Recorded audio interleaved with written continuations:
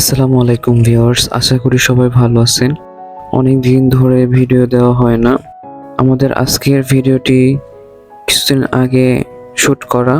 আমরা আজ চলে আসলাম সুবাস্তু শপিং মল, বাড্ডাতে অবস্থিত। ঢাকাতে আরও বেশ কয়েকটি সুবাস্তু এর শপিং মল রয়েছে।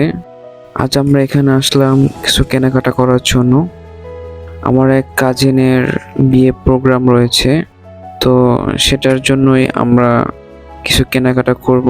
বিশেষ করে জ্যোতি ওর কিছু অ্যাক্সেসরিজ যেগুলো বিয়েতে দরকার সেগুলো নিয়ে নেবে।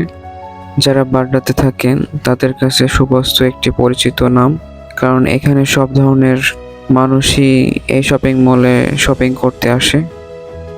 শীতে প্রায় শেষ, কিন্তু আমার একটা জ্যাকেট বা সোয়েটার ভালো লেগেছিল, যেটা আমি অন্য একটি মার্কেটে দেখেছিলাম। সেম টাইপেরই সুবাস্তুতেও আমরা একটি পেয়ে গেলাম। তো যদি বললো এটা নিয়ে নাও, এবছর শীত শেষ, কিন্তু সামনে তো আবার শীত আসবে এবং তখন তুমি পরতে পারবা। তো দেখলাম যে একদম বডি ফিট ছিল জ্যাকেটটা এবং দেখতেও ভালোই লাগতেছিল, তো এটা আমরা নিয়ে নিলাম। এরপরে জ্যোতি ওর জন্য বিয়েতে পরার জন্য শাড়ির সাথে ম্যাচিং করে এক জোড়া শু নিল। জুতোটা ভালোই ছিল, সুন্দর ছিল এবং সাথে কিছু অর্নামেন্টও কিনেছিল। সুবস্তু এর একদম গ্রাউন্ড ফ্লোরে বা ফার্স্ট ফ্লোরে এখানে শাকিল আচার নামে একটি আচারের দোকান রয়েছে বা শপ।